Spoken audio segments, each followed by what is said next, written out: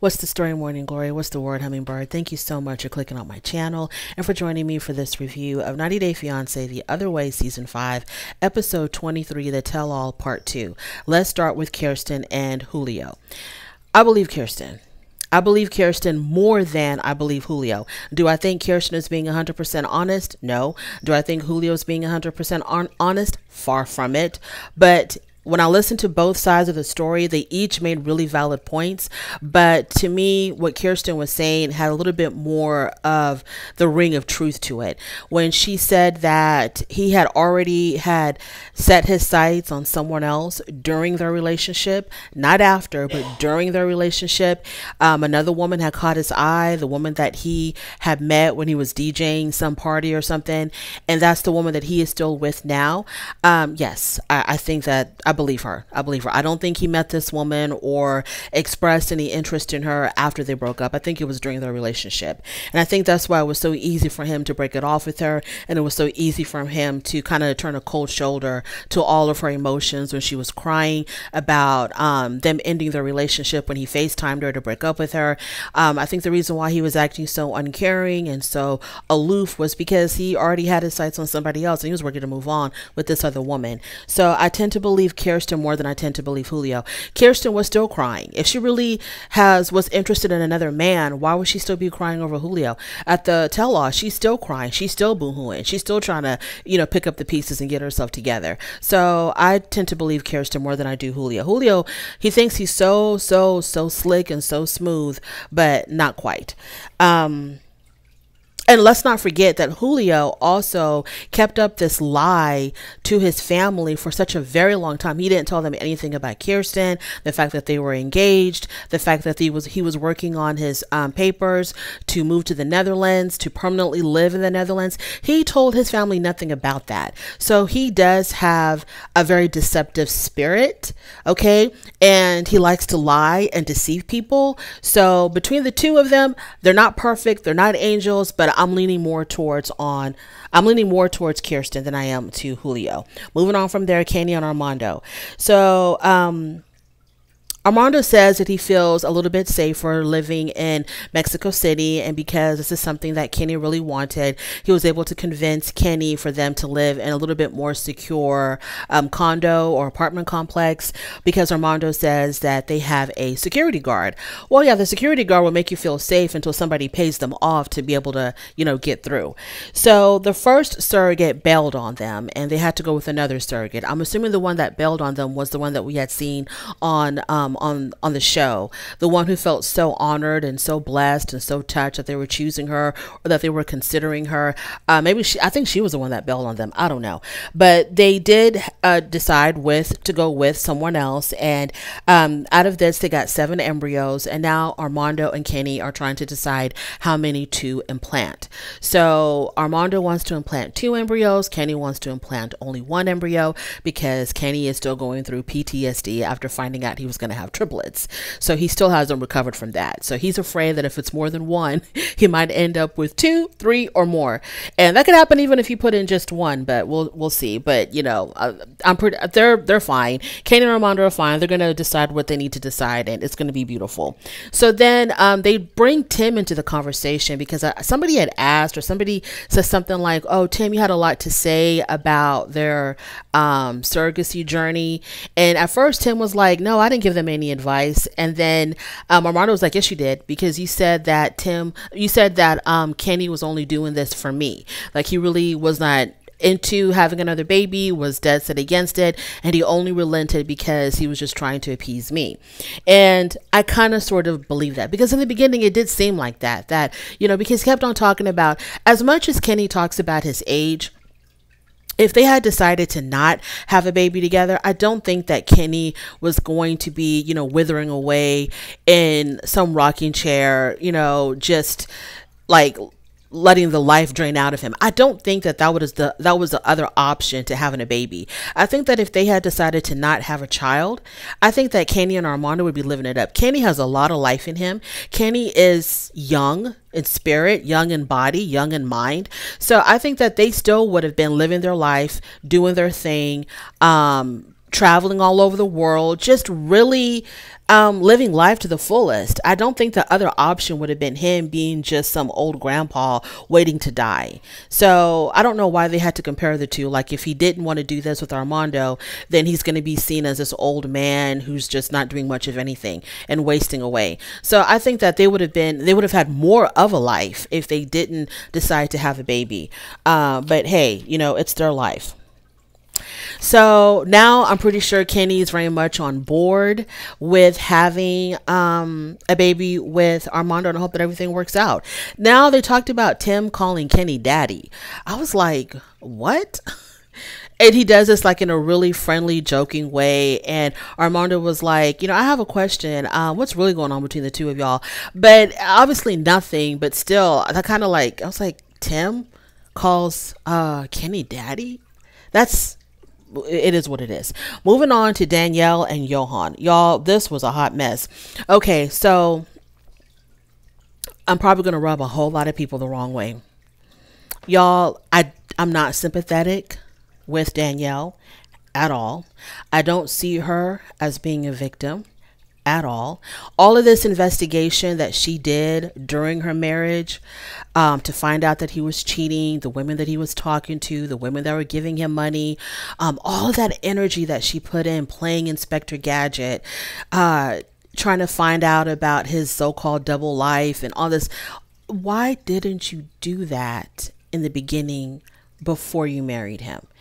Because she was basically sitting on that stage bragging and boasting about her investigative skills and how she found this out, how she found that out, creating fake accounts to try to talk to these women who were following Yohan on social media, doing all of this stuff. Girl, why didn't you put in this much energy in getting to find out or getting to know this man better before you married him? Because when she had decided to go back to the Dominican Republic and marry this man, everybody told her not to do it, that she had not known him long enough, that she was rushing it, slow down, take your time. She didn't want to hear none of that. She didn't want to hear none of that. She wanted to hurry up and marry this man that she barely knew. And now here she is on this stage boohooing, acting like she's the victim, acting like, I had to go through hell and high water just to, find out what was really going on in my marriage, and so on and so forth. I don't have a lot of sympathy for Danielle because of the fact that she rushed into this. She didn't take the time to get to know him. She turned a vacation fling tried to turn it into a marriage, and she emasculated this man. She completely degraded him. She demeaned him from the get-go. Then we find out that he wanted to go back and work at the hotel or the resort, wherever it was that she met him, where he was the, I guess, I don't know what he was. He was an exercise instructor, and she did not want him to go back to work over there because she was jealous, because she was afraid that she was going to lose him to all these other women. Girl, you should have let him go back and go back to his old job at the resort, because either way you got cheated on, but at least you would have had some income coming in as he was cheating on you, instead of him cheating on you and y'all are still broke. So you should have let him go back and make that money at the resort anyway. Have some of that money go into your bank account. But whatever, I digress. So they both did wrong. First of all, I don't think that the marriage between Danielle and Yohan was really built on anything solid. It wasn't built on anything real. I think that for real, she saw him as her little boy toy. She thought that he was somebody that she could control because she had the privilege, she had the money. So she felt like she was going to run this show. She was going to tell him what to do. She was going to control him, and it was going to be the Danielle show all the way through. But he would stand up to her. He would talk back to her. He would do his own thing and not fall in line to whatever she wanted him to do. And I think, that's when she kind of reacted. And also, let's not forget that she made a big deal, big deal about seeing her ex when her ex came into town. I don't know if her ex had come into town just to see her, or he came into town for some other business and they were making arrangements to meet up, but we saw that play out, and she was insistent, even to the detriment of her own husband, to the detriment of her own marriage. She was so insistent on meeting up with her ex. And I don't know if stuff was going on with Yohan before she met her ex. It evidently stuff might have been going on with him and other women before she went to go meet up with her ex. I don't know, but two wrongs don't make a right.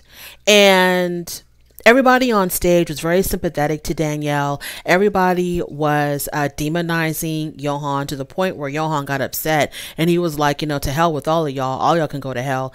And even Armando, who was like his one last remaining supporter, flipped on him and was like, what, the way you're acting right now, Yohan, I kind of believe what Danielle is saying about you, that you are this person who did these horrible things. So I would not have made the decisions that Danielle made, and that's why I cannot sympathize with her.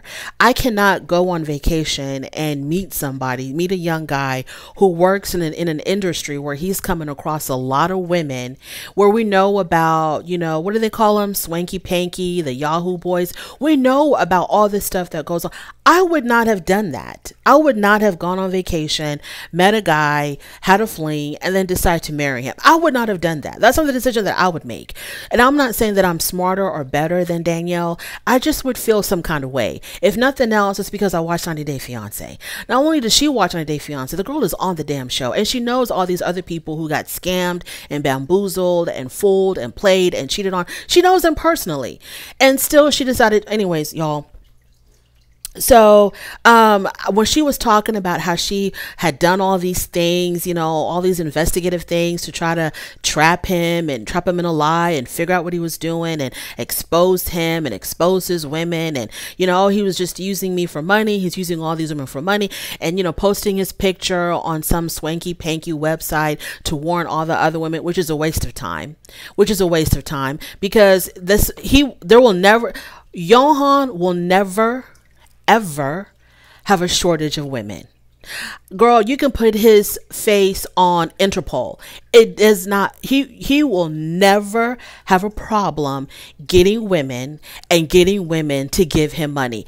Yohan will never have that problem. I'm sorry, Danielle, you think you're doing God's work out here by warning women to stay away from him so he can die broke. That will never happen. Yohan will always he'll always be hustling these women left and right, up and down, top and bottom, back and front. The women are not going to stop coming to Yohan because you put it out there, number one, that he's got certain skills. Okay, if you know what I'm talking about. You said it was like a baby's leg. Okay, it was as big as a baby. Girl, you said that on this show, so he will never have a problem getting women.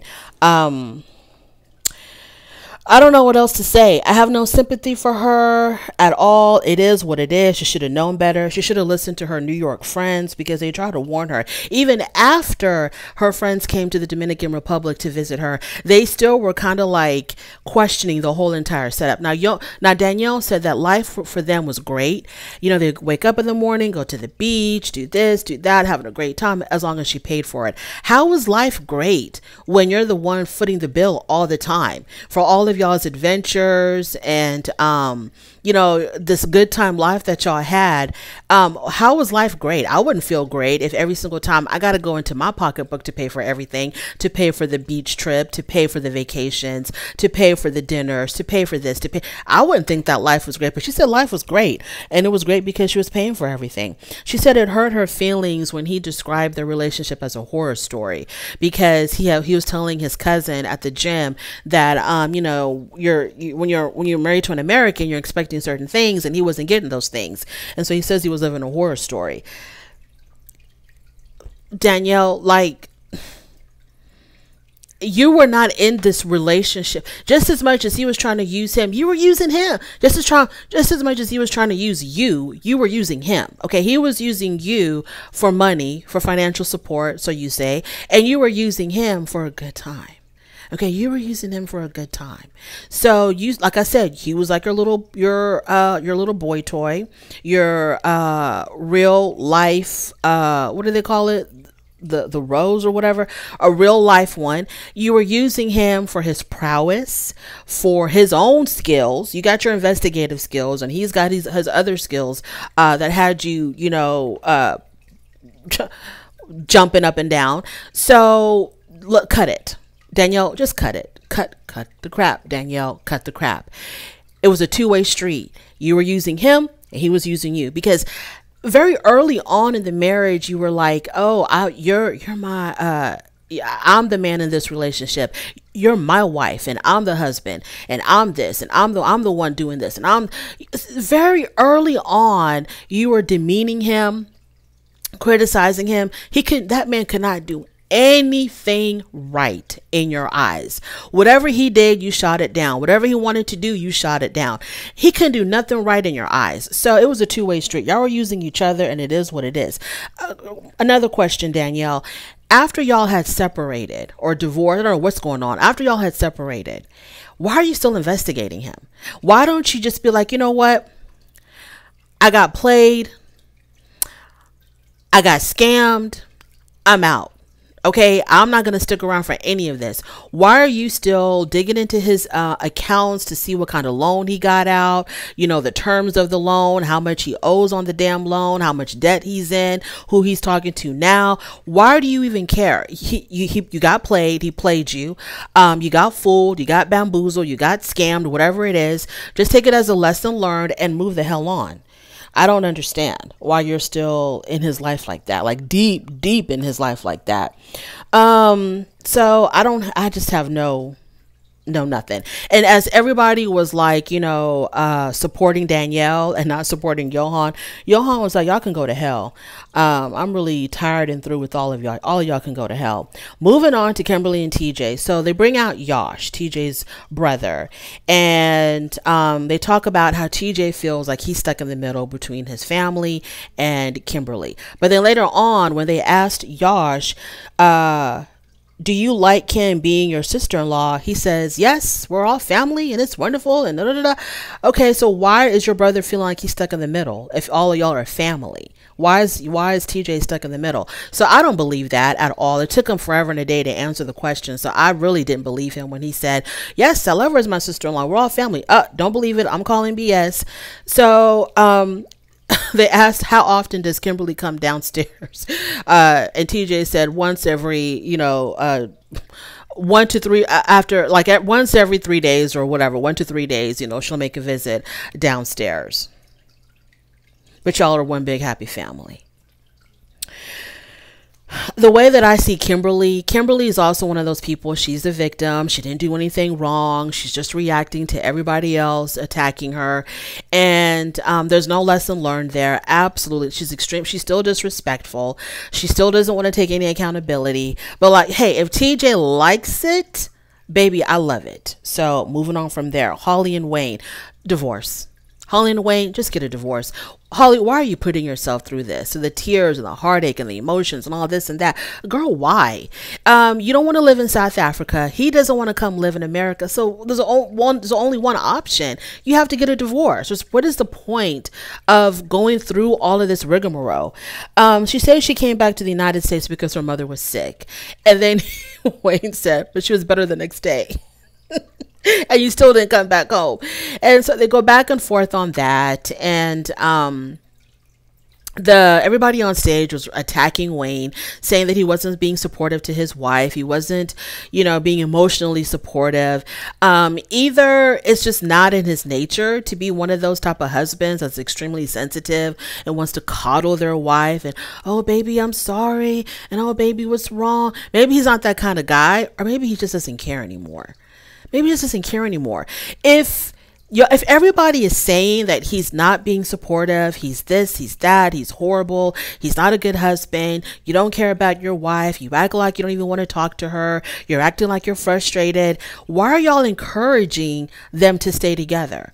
Y'all should be telling her, okay, if he's all like this, girl, leave him. Just leave him. You're constantly crying and running away and jumping up, and the damn camera crew has to like trip over cords because they got to run after you.